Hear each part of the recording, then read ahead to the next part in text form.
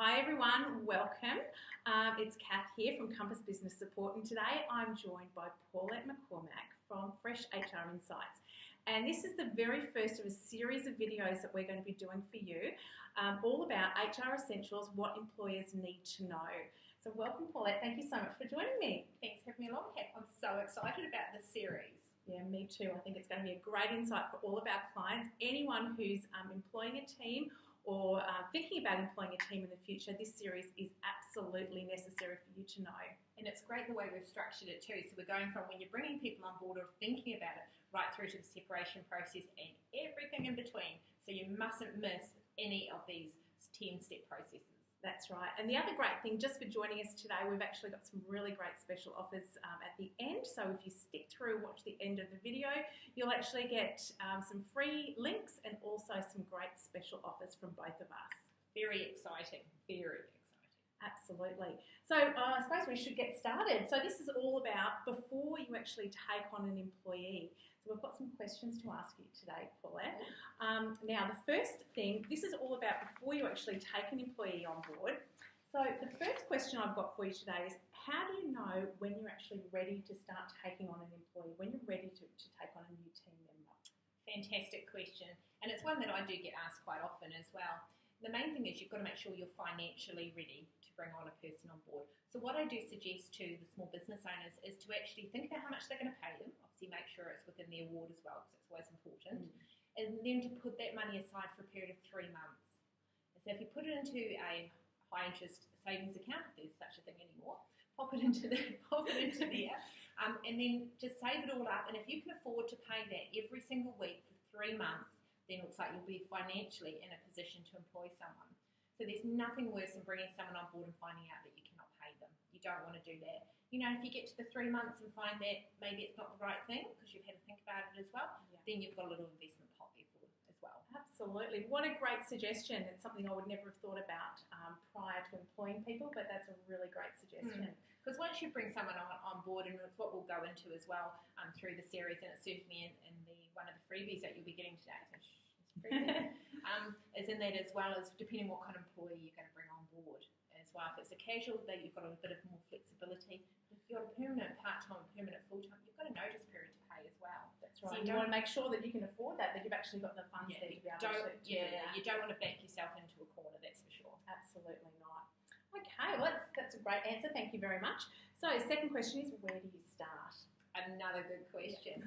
Once you've got your pot of money that you've got there in a high interest savings account, is then to actually find one of those one day. We'll find one of those and then we'll let you know. That'll be another video. That's right. So on that one, when you're looking at what kind of person to bring in, or where do you start, is as you're bringing the money together, start looking at what you're doing as a job and start mapping out, well, what are you doing? And then actually mapping, well, what could someone else do? So when you bring a person on board as a small business owner, it's tempting to carry on wanting to manage the whole process and not letting go. So it's starting to map out the letting go process, because there's no point bringing an employee on board and becoming that helicopter.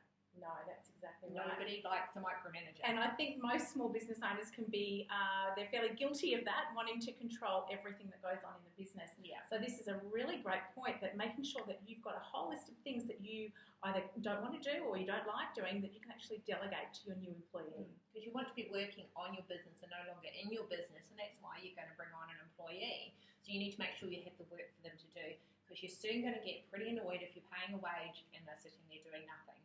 And you'd be lying if you said, no, I won't. That's right. Absolutely. So the third question I've got for you today, which type of employee would suit me best?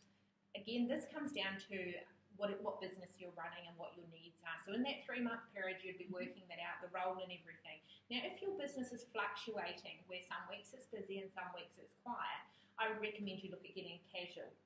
And the casual employee doesn't have set hours. Each day is the end of their contract. And then they start again the next time you have them in. So one week you might need them 3 days, the next week you might need them 4 days, next week you might only need them 1. So you've got that flexibility. Whereas with a permanent part-time person or a permanent full-time, they have consistent hours, and you have to pay them even if there's no work. So that's why casual is so much better. Now, there is a casual conversion in the pipeline coming in across all the awards where it is in some already, so you need to be mindful of that. but that doesn't actually apply to an irregular casual, so someone whose hours are all over the place. So you don't need to worry about it too much if you've got a regular casual, only if you've got a systematic or regular casual where their hours are pretty predictable. Right. And that's something I can help you with anyway. Absolutely. And does that vary across different awards as well, that casual ruling? It does, yes. Some of the awards already have it in. So the building and construction industry, that does have it in already. So be mindful of that. But when you're looking at the retail or the clerical award, then it's certainly not in there at the moment. But it's something I can help people with. Absolutely. So that's the great thing about this video series too, is that you've always got that expert here to help you. So Paulette's always on hand to be able to answer questions and advise you in the right direction. So I think that's all the questions we've got for our very first video. I hope this has been really helpful to you guys, and you are going to get great value from this, not only today, but also the rest of the series that we've got. And did you want to talk a little bit about your giveaways today? Yeah, so we've got an amazing giveaway. What I've actually done is I've done a fact sheet for you. It's actually turned into a fact booklet. I'm also a university lecturer, so I tend to play in the academic space a lot as well, and I can't help myself but to give a lot of information. Just can't stop.